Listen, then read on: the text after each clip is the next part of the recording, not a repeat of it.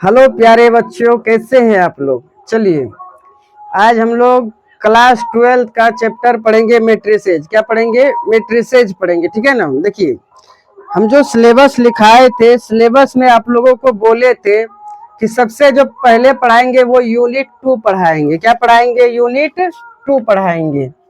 ये 12 का मैथ्स है, क्या बोले थे? यूनिट 2 पढ़ाएंगे, यूनिट 2। ठीक है, यूनिट 2 पढ़ाएंगे ये बोले थे। अब यूनिट 2 में क्या है प्यारे बच्चों? यूनिट 2 में है अलजेब्रा। क्या है? अलजेब्रा। अलजेब्रा जिसको हिंदी में बोलते हैं बीज गणित। हिंदी में बोलते हैं बीज गणित। चलिए हिंदी में अलजेब्रा बोलते हैं क्या? बीज गणित। और आपको पता है कि बीज गणित ये यहाँ दो पार्ट्स में बटा हुआ है, ठीक है ना। पहला क्या है? मैट्रिसेज, मैट्रिक्स या मैट्रिसेज भी बोलिए, मैट्रिक्स। और दूसरा क्या है? डिटर्मिनांट, डिटर्मिनांट, डिटर्मिनांट, ठीक है ना। पहला मैट्रिक्स पढ़ेंगे, फिर दूसरा डिटर्मिनांट पढ़ेंगे। अलजेब्रा में हमको दो चैप्टर पढ़ना है, पहला मैट्रिक्स, दूसरा डिटर्मिनांट। हाँ, यदि आप लोग इसका हिंदी का बात करेंगे तो मैट्रिक्स का हिंदी हो गया आव्यूह। क्या हो गया? आव्यूह। और इसको बोलते हैं सारणिक। क्या बोलते हैं बाबू? सारणिक। डिटर्मिनेंट को क्या बोलते हैं? सारणिक, ठीक है ना। चलिए अब यहाँ पर देखिए हम लोग जो सबसे पहले पढ़ने वाले हैं वो क्या है? वो है आपका मैट्रिक्स। क्या है? मैट्रिक्स पढ़ेंगे, ठीक है ना। तो चलिए मैट्रिक्स स्टार्ट करेंगे और मैट्रिक्स में देखेंगे सबसे पहले हम लोगों को क्या क्या पढ़ना है। क्या क्या पढ़ना है मैट्रिक्स में, देखेंगे क्या क्या पढ़ना है। तो चलिए मैट्रिक्स स्टार्ट करते हैं, ध्यान से देखिए।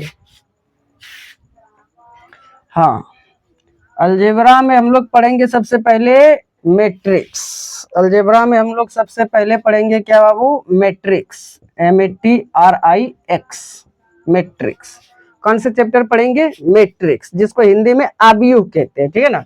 मैट्रिक्स बोलिए, या इसी को हम लोग बोलते हैं मैट्रिसेज, ठीक है ना। लेकिन याद रखिएगा मैट्रिक्स का प्लूरल होता है मैट्रिसेज। मैट्रिक्स का प्लूरल मैट्रिसेज होता है, ठीक है ना। मैट्रिक्स ये सिंगुलर है, इसका प्लूरल मैट्रिसेज होता है। एक मैट्रिक्स रहेगा तो वहां पर मैट्रिक्स बोलेंगे, एक से अधिक रहेगा तो मैट्रिसेज बोलेंगे, ठीक है। चलिए अब यहाँ पर देखिए ये जो लिखे हैं मैट्रिक्स, क्या लिखे हैं? मैट्रिक्स, ठीक है ना। तो मैट्रिक्स में सबसे पहले देखेंगे क्या क्या पढ़ना है। मैट्रिक्स में सबसे पहले देखेंगे क्या क्या पढ़ना है, ठीक है। क्या क्या पढ़ना है, क्या क्या पढ़ना है, ये आपका क्वेश्चन है। सर मैट्रिक्स में क्या क्या पढ़ना है, तो चलिए आपको दिखा देते हैं मैट्रिक्स में क्या क्या पढ़ना है। देखिए यहाँ पर है नंबर 1 में इंट्रोडक्शन। सबसे पहले बाबू देखो मैट्रिक्स का इंट्रोडक्शन करेंगे, ठीक है ना। मैट्रिक्स का इंट्रोडक्शन करेंगे कि मैट्रिक्स क्यों पढ़ते हैं, मैट्रिक्स क्यों पढ़े, ठीक है ना। यदि आप लोग मैट्रिक्स पढ़ेंगे तो आप लोग बोलेंगे सर मैट्रिक्स क्यों पढ़ेंगे, तो सबसे पहले इसके बारे में जानेंगे, इसका इंफॉर्मेशन जानेंगे, इसका इंट्रोडक्शन जानेंगे, परिचय। इंट्रोडक्शन मतलब परिचय होता है, इसके बारे में परिचय हम लोग करेंगे, ठीक है ना। फिर उसके बाद पढ़ेंगे डेफिनेशन, मैट्रिक्स का डेफिनेशन, ठीक है। उसके बाद पढ़ेंगे बाबू ऑर्डर ऑफ मैट्रिसेज, मैट्रिसेज का ऑर्डर पढ़ेंगे, ऑर्डर, ठीक है ना। चलिए उसके बाद पढ़ेंगे हम लोग एलिमेंट्स ऑफ मैट्रिसेज, मतलब एलिमेंट्स ऑफ मैट्रिसेज, अवयवों के अवयव, ठीक है ना। ये हिंदी जिस टाइम में हम मैट्रिसेज का ये सब पढ़ाएंगे एलिमेंट्स ऑफ मैट्रिसेज, तो इसका हिंदी भी लिखा देंगे, ठीक है।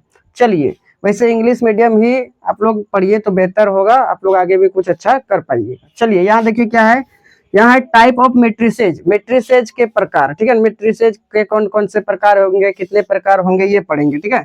यहाँ ऑपरेशन ऑफ मैट्रिसेज, मैट्रिसेज का ऑपरेशन पढ़ेंगे। यहाँ ट्रांसपोज ऑफ मैट्रिसेज, ये है इन्वर्टिबल मैट्रिक्स, इन्वर्टिबल मैट्रिक्स। तो मैट्रिक्स में टोटल आपको इतना ही चीज पढ़ना है, ठीक है। तो चलिए सबसे पहले हम जो स्टार्ट करेंगे वो है इंट्रोडक्शन। किसका इंट्रोडक्शन? मैट्रिसेज का इंट्रोडक्शन। देखिए इंट्रोडक्शन क्या लिखेंगे?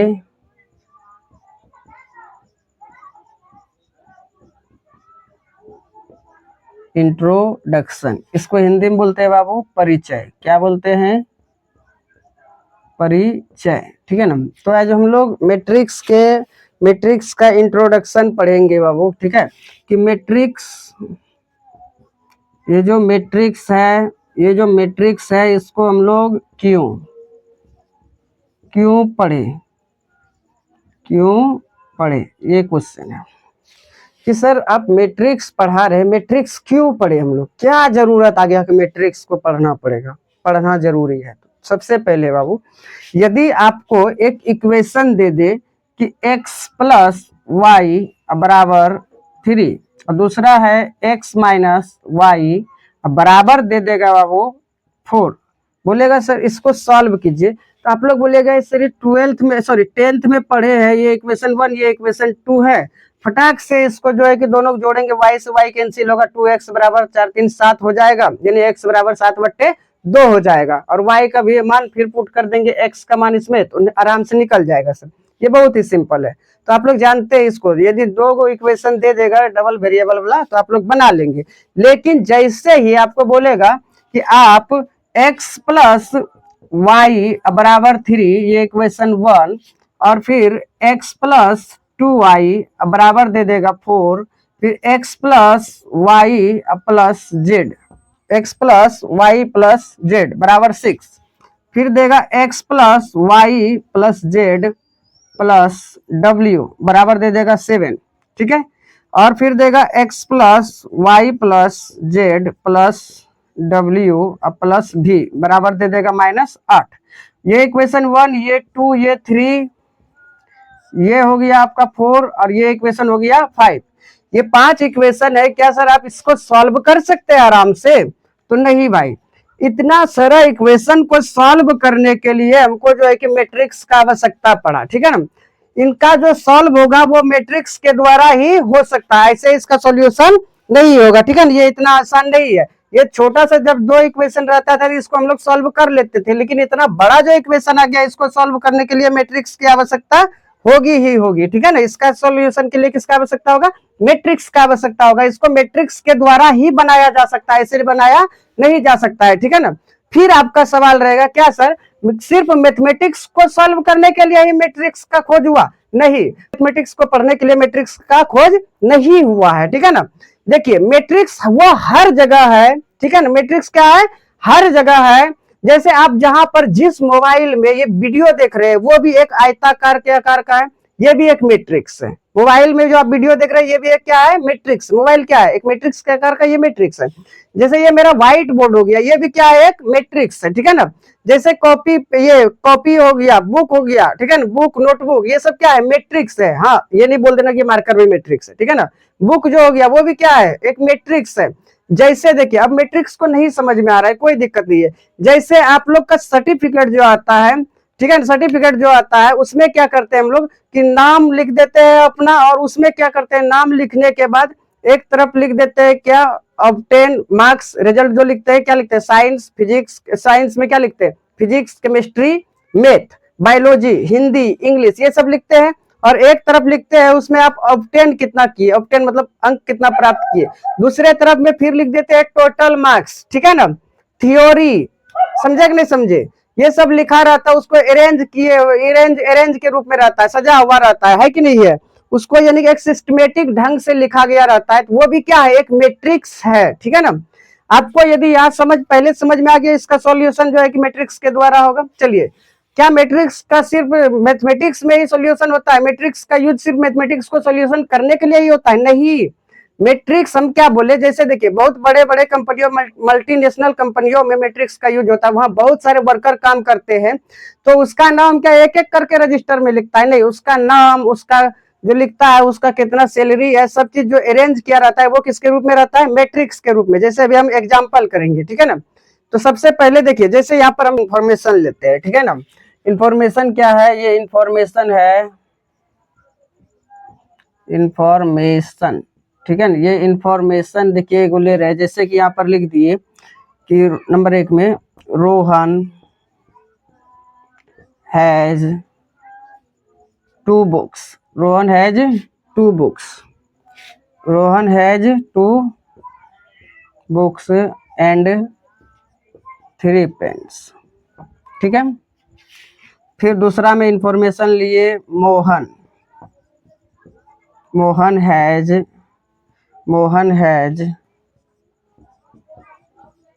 5 बुक्स एंड 2 पेन्स। ठीक है। तीसरा इंफॉर्मेशन लिए बाबू, रीता हैज 6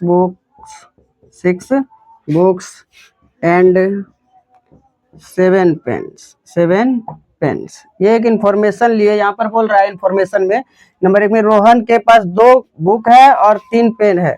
फिर बोला है नंबर 2 में देखिए मोहन के पास 5 बुक है 2 पेन है। नंबर 3 में बोला 6 बुक है और 7 पेन है, किसके पास? तो रीता के पास। यदि इसको हम लोग मैट्रिक्स में अरेंज करें तो कैसे कर सकते हैं? तो यहाँ पर ध्यान से देखिएगा, मैट्रिक्स में अरेंज करना बहुत ही आसान है। यहाँ पर लिख देंगे नेम। चलिए, तो यहाँ पर लिख दिया, सबसे पहले कौन है? रोहन है। सबसे पहले कौन है? रोहन। और फिर कौन है? मोहन। फिर कौन है? रीता। और इधर बाबू देखो यहाँ पर लिख दिए, यहाँ पर बुक्स और यहाँ पर लिख दिए पेन। तो रोहन के पास बुकों की संख्या क्या है? रोहन के पास बुक 2 है। फिर रोहन के पास पेन की संख्या क्या है? तो रोहन के पास पेन 3 है। मोहन के पास बुक कितना है? 5 है। बुक के सीधा हम लिखेंगे। फिर मोहन के पास देखिए पेन की संख्या कितनी है? 2 है। अच्छा, रीता के पास बुक की संख्या 6, रीता के पास पेन की संख्या 7। तो यहां से एक फंडामेंटल, यहां से देखिए एक टेबुलर फॉर्म में एक टेबल तैयार हुआ। ठीक है ना, इसको हम लोग टेबुलर फॉर्म में सजा सकते हैं। टेबुलर फॉर्म ध्यान से देखिए, ये टेबल के रूप में तैयार हो चुका है कि सर यहाँ पर लिख दो 2, यहाँ पर 3, फिर यहाँ 5 2, फिर यहाँ 6 है और यहाँ 7 है। इस फॉर्म में यदि आप लिख दिए तो यही क्या हो गया? मैट्रिक्स। इसी को बोलते हैं मैट्रिक्स में सजाना। ध्यान से देखेंगे तो यहाँ ऐसे ये आयताकार बन रहा है। ठीक है ना, तो ये बोलेंगे मैट्रिक्स। अब इसी को जो है बढ़िया से टेबुलेट करने के लिए क्या कर दिया? दोनों तरफ एक ब्रैकेट लगा दिया। अब समझ में आ रहा है कि ये क्या बन गया है? मैट्रिक्स हो गया है। समझ में आया? तो किसी भी इंफॉर्मेशन को अरेंज करना जो होता है, अरेंज करना होता है वही क्या होता है? मैट्रिक्स होता है। अरेंज करना ही मैट्रिक्स है। ठीक है ना, ये क्या है? एक मैट्रिक्स है। इस नंबर्स को देखिए, इस सारा इंफॉर्मेशन को हम लोग अरेंज कर दिए तो ये क्या हो गया? मैट्रिक्स हो गया। ठीक है ना। अगर नहीं समझ में आया, चलिए एक एग्जाम्पल और लेते हैं। चलिए देखिए, एक एग्जाम्पल और ले रहे हैं हम। आप लोग देखिए ध्यान से, यदि यहाँ पर मान ले BGP यानी भागलपुर है। ठीक है, और यहाँ पर हो गया आपका पटना, ये हो गया आपका पटना, और ये हो गया आपका रांची। ये क्या हो गया? रांची।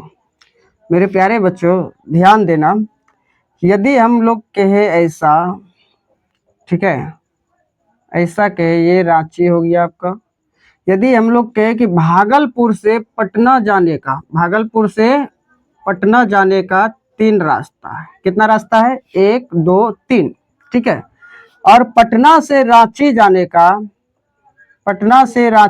का 2 रास्ता है, और रांची से फिर भागलपुर जाने का, ठीक है, रांची से भागलपुर जाने का 1 रास्ता है, या भागलपुर से रांची जाने का 1 रास्ता। ध्यान से देखना, भागलपुर से पटना जाने का 1 2 3, पटना से भागलपुर आने का 1 2 3, पटना से रांची जाने का 1 2, रांची से पटना 1 2। अच्छा, रांची से भागलपुर जाने का 1 रास्ता, भागलपुर से रांची डायरेक्ट जाने का 1 रास्ता। ठीक है, यहाँ पर ऐसा एक एग्जाम्पल लिए। ठीक है, तो इसको हम लोग कैसे टेबुलर फॉर्म में अरेंज करें, ठीक है ना, कैसे मैट्रिक्स में सजाए, ये देखते हैं। ठीक है ना, चलिए यहाँ पर क्या लिखे हैं? पटना, तो लिखेंगे पटना भागलपुर और रांची। यहाँ पर फिर लिखेंगे पटना भागलपुर और रांची। ध्यान से देखना, रांची, ये 2 लिख दिए। ठीक है, पटना से पटना जाने का रास्ता बाबू ध्यान से देखो, पटना से पटना, आप जाइएगा पटना में रहिएगा और पूछिएगा पटना जाने का कौन सा रास्ता है, कितना रास्ता है।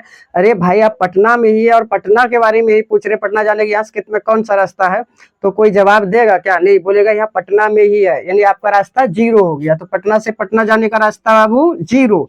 अगर पटना से भागलपुर जाते हैं तो यहाँ देखिए पटना से भागलपुर जाने का रास्ता, पटना से भागलपुर 1 2 3, तो यहाँ हो गया। देखिए ध्यान से, पटना से कहाँ जा रहे हैं? पटना टू भागलपुर। अब पटना टू भागलपुर जा रहे हैं तो 3 रास्ता। जब पटना से जब रांची जाएंगे, पटना टू रांची, जब पटना से रांची जाएंगे तो 1 2 2 रास्ते हैं, ठीक है। अब देखो भागलपुर से यदि पटना जाए, भागलपुर से पटना 1 2 3 3 रास्ते। भागलपुर से भागलपुर जाने के लिए, अरे भागलपुर में ही आप पूछ रहे भागलपुर जाने का रास्ता कितना है बताइए, तो बोलेगा 0 रास्ता है, ठीक है। फिर बोलेगा भागलपुर से रांची, बोलिए इधर से भागलपुर और इधर से रांची, दोनों को मिलाइए तो बताइए भागलपुर से रांची, भागलपुर से रांची जाने का कितना रास्ता है, तो बोलिएगा 1। अब रांची से पटना जाना, रांची से पटना जाने का रास्ता 1 2, यानी कि 2 रास्ता है, ठीक है। अब रांची से भागलपुर जाने का 1 रास्ता, रांची से रांची कोई रास्ता नहीं, 0, ठीक है। क्या आप इस इंफॉर्मेशन को समझ पाए? यदि आप लोग इस इंफॉर्मेशन को समझ लिए तो समझिए आप मैट्रिक्स को समझ लिए। इसी को जो है कि टेबुलर फॉर्म में अरेंज करके लिख देता है एक मैट्रिक्स में, ठीक है ना। क्या लिखेगा बाबू, क्या लिखेगा मैट्रिक्स में? मैट्रिक्स में क्या लिखेगा? ध्यान से देखिए, मैट्रिक्स में लिखेगा 0 3 2, 0 3 2, ठीक है। फिर लिखेगा 3 0 1, 3 0 1, ठीक है। अब यहाँ 2 1 0, 2 1 0, ठीक है। ये खुला है, देखने में अच्छा नहीं लग रहा है, इसीलिए क्या किया, इसको दोनों तरफ से ऐसे बंद कर दिया। बस यही हो गया मैट्रिक्स। समझ में आया? मैट्रिक्स क्यों पढ़ते हैं? मैट्रिक्स को हम लोग किसी भी नंबर्स या किसी भी फंक्शन का क्या करते हैं, अरेंज करने के लिए मैट्रिक्स को पढ़ते हैं। किसी भी फंक्शन को अरेंज करने के लिए मैट्रिक्स का जरूरत हुआ था, किसी भी फंक्शन को अरेंज करने के लिए, ठीक है। तो चलिए अब हम लोग जानते हैं, एक और इंफॉर्मेशन लेते हैं इसका, ठीक है ना। मैट्रिक्स का एक और इंफॉर्मेशन लेते हैं। यहाँ पर है, ध्यान से देखिए, यहाँ पर यदि हम कुछ पॉइंट्स ले ले, एक पॉइंट्स ये ले लिए, दूसरा, तीसरा, चौथा, पांचवा, छठा, सातवां, आठवां, चलिए इस तरह से बहुत सारा पॉइंट्स ले लेंगे, ठीक है ना। बहुत सारा पॉइंट्स ले लेंगे, ठीक है।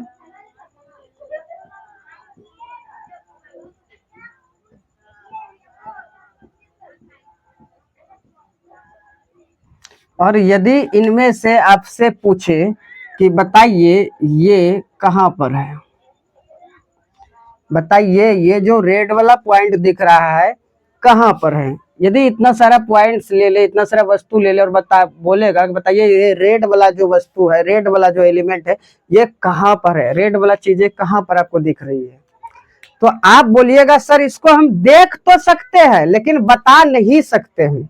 ये दिख रहा है लेकिन इसको हम बता नहीं सकते कि इसका स्थान क्या है, इसका प्लेस क्या है, ये कहाँ पर है, ठीक है ना। कुछ चीजें आपके जीवन में ऐसी होती है जिसको आप देख तो सकते हैं लेकिन उसके बारे में कुछ बोल नहीं सकते हैं, है ना।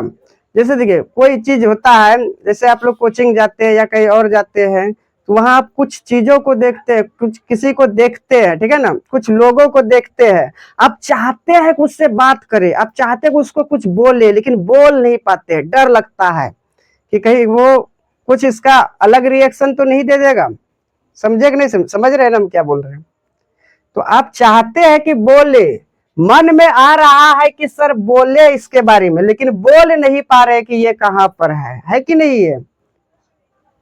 चलिए तो इसी प्रकार अब कुछ यहाँ पर एलिमेंट्स देते हैं, जैसे ये हो गया, ये हो गया, ये हो गया, ये, फिर ये और ये, इसी प्रकार यहाँ पर सजा देंगे, ठीक है। और ले लेते हैं, चलिए ले लिए, और इसको भी बढ़ा दो, कोई दिक्कत नहीं है। और यदि इनमें से पूछे कि बताइए ये वाला पॉइंट जो है कहाँ पर स्थित है, अब इसमें आप बोलेंगे सर ये सिस्टमेटिक ढंग से है, इसको एकदम बढ़िया से बता सकते हैं, है कि नहीं है, बता सकते हैं।